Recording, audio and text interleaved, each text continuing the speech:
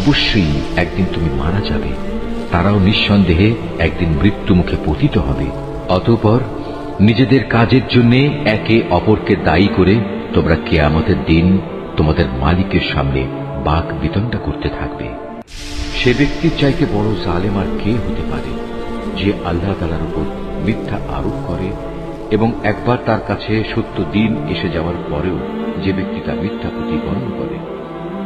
এমন সব কাফেরদের ঠিকানা কি জাহান্নামে হওয়া উচিত নয়? অপরদিকে যে ব্যক্তি স্বয়ং এ সত্য দিন নিয়ে এসেছে এবং যে ব্যক্তি এ সত্যকে সত্য বলে মেনে নিয়েছে, ওদের আযাব থেকে বাঁচিয়ে দেয়া হবে। তাদের জন্য তাদের মালিকের কাছে সে সবকিছুই থাকবে যা তারা পেতে চাইবে। মূলত এটা হচ্ছে সৎ কর্মশীল লোকদের পুরস্কার। কেননা এরা যা কিছু মন্দ কাজ করেছিল আল্লাহ তাআলা তা মিটিয়ে দেবেন এবং তাদের ভালো কাজসমূহের জন্য তিনি তাদের উত্তম পুরস্কার দেবেন। আল্লাহ তাআলা কি তার বান্দা মুহাম্মাদের হেফাজতের জন্য যথেষ্ট নন? হে নবী, এরা তোমাকে আল্লাহ তাআলার পরিবর্তে অন্যদের ভয় দেখায়।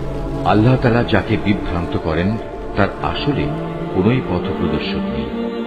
আবার যাকে আল্লাহ তাআলা স্বয়ং পথ প্রদর্শন করেন তাকে কেউই পথভ্রষ্ট করতে পারে না। আল্লাহ তাআলা কি পরাক্রমশালী ও কঠোর প্রতিশোধ গ্রহণকারী সত্তা নন?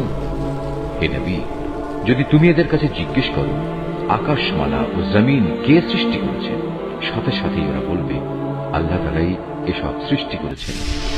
এবার তাদের তুমি বলো, তোমরা কখনো ভেবে দেখেছ কি, যদি আল্লাহ তাআলা আমাকে কোনো কষ্ট পৌঁছাতে চান, তাহলে তিনি ছাড়া যাদের তোমরা ডাকো তারা কি সে কষ্ট দূর করতে পারবে? কিংবা তিনি যদি আমার উপর তার অনুগ্রহ করতে চান, তাহলে এরা তার সে অনুগ্রহকে রোধ করতে পারবে? হে নবী, তুমি বলো, আমার জন্য আল্লাহ তাআলাই যথেষ্ট। যারা নির্ভর করতে চায় তাদের তো তার উপরেই নির্ভর করা উচিত। হে নবী, এদের তুমি বলো, হে আমার জাতি, তোমরা তোমাদের জায়গায় কাজ করে যাও, আমিও আমার জায়গায় কাজ করে যাচ্ছি। শীঘ্রই তোমরা জানতে পারবে কার উপর দুনিয়ায় অপমানকর আযাব আসবে এবং আখিরাতেই বা কার উপর স্থায়ী আযাব নাজিল হবে। হে নবী, আমি মানুষের জন্য তোমার উপর সত্য দ্বীন সহ এই কিতাব নাজিল করেছি। অতঃপর যে কেউ হেদায়েত পেতে চাইবে সেটা করবে একান্ত তার নিজের জন্যই, আর যে ব্যক্তি গোমরাহ হয়ে যায় তার উপর এই গোমরাহির ফল তার নিজের উপরই বর্তাবে। আর তুমি তো তাদের উপর কোনো তত্ত্বাবধায়ক নাও।